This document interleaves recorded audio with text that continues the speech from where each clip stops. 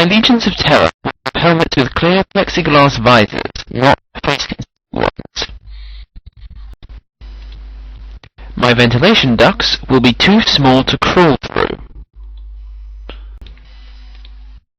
My noble half-brother, whose throne I usurped, will be killed, not kept anonymously imprisoned in a forgotten cell of my dungeon.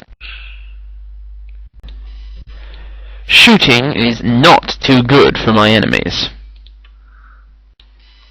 The artifact, which is the source of my power, will not be kept on the Mountain of Despair beyond the River of Fire, guarded by the Dragons of Eternity. It will be in my safe deposit box. Same applies to the object which is my one weakness. I will not gloat over my enemy's predicament before killing them. When I've captured my adversary, and he says, "Look, before you kill me, will you at least tell me what this is all about?" I'll say no, and shoot him.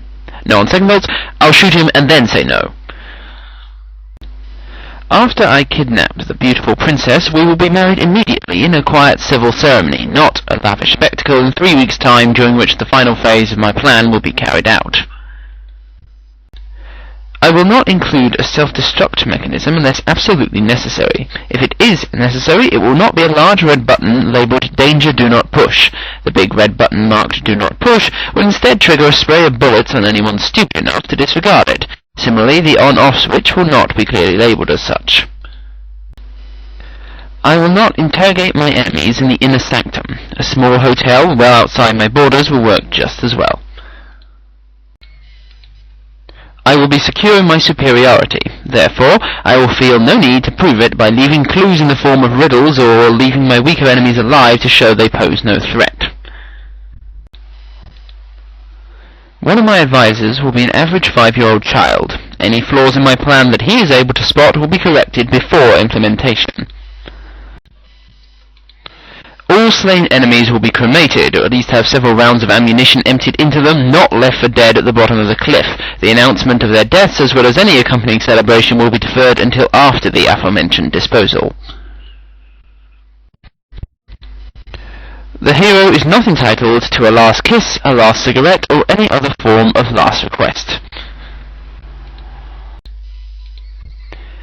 I will never employ any device with a digital countdown. If I find such a device is absolutely unavoidable, I will set it to activate when the counter reaches 117 and the hero is just putting his plan into operation. I will never utter the sentence, "But before I kill you, there's just one thing I want to know." When I employ people as advisors, I will occasionally listen to their advice. I will not have a son. Although his laughably underplanned attempt to usurp power would easily fail, it would provide a fatal distraction at a crucial point in time. I will not have a daughter. She would be as beautiful as she was evil, but one look at the hero's rugged countenance and she'd betray her own father. Despite its proven stress-relieving effect, I will not indulge in maniacal laughter. When so occupied, it's too easy to miss unexpected developments that a more attentive individual could adjust to accordingly. I will hire a talented fashion designer to create original uniforms for my legions of terror, as opposed to some cheap knockoffs that make them look like Nazi stormtroopers, Roman foot soldiers, or savage Mongol hordes. All were eventually defeated, and I want my troops to have a more positive mindset. No matter how tempted I am with the prospect of unlimited power, I will not consume any energy field bigger than my head. I will keep a special cache of low-tech weapons and train my troops in their use. That way, even if the heroes manage to neutralize my power generator and/or render the standard-issue energy weapons useless, my troops will not be overrun by a handful of savages armed with spears and rocks. I will maintain a realistic assessment of my strengths and weaknesses. Even though this takes some of the fun out of the job, at least I will never utter the line, "No, this cannot be! I am invincible!" After that, death is usually instantaneous. No matter how well it would perform, I will never construct any sort of machinery which is completely indestructible except for one small and virtually inaccessible vulnerable spot. No matter how attractive certain members of the rebellion are, there is probably someone just as attractive who is not desperate to kill me. Therefore, I will think twice before ordering a prisoner sent to my bedchamber. I will never build only one of anything important. All important systems will have redundant control panels and power supplies. For the same reason, I will always carry at least 2 fully loaded weapons at all times. My pet monster will be kept in a secure cage from which it cannot escape and into which I could not accidentally stumble. I will dress in bright and cheery colours, and so throw my enemies into confusion. All bumbling conjurers, clumsy squires, no-talent bards, and cowardly thieves in the land will be preemptively put to death. My foes will surely give up and abandon their quests if they have no source of comic relief. All busty, naive tavern wenches in my realm will be replaced with surly, world-weary waitresses who will provide no unexpected reinforcement and/or romantic subplot for the hero or his sidekick. I will not fly into a rage and kill a messenger who brings me bad news, just to illustrate how evil I really am. Good messengers are hard to come by. I won't require high-ranking female members of my organization to wear stainless steel bustier. Morale is better with a more casual dress code. Similarly, outfits made entirely from black leather will be reserved for formal occasions. I will not turn into a snake. It never helps. I will not grow a goatee. In the old days they made you look diabolic, now they just make you look like a disaffected member of Generation X. I will not imprison members of the same party on the same cell block, let alone in the same cell. If they are important prisoners, I will keep the only key to the cell door on my person, instead of handing out copies to every bottom-rung guard in the prison.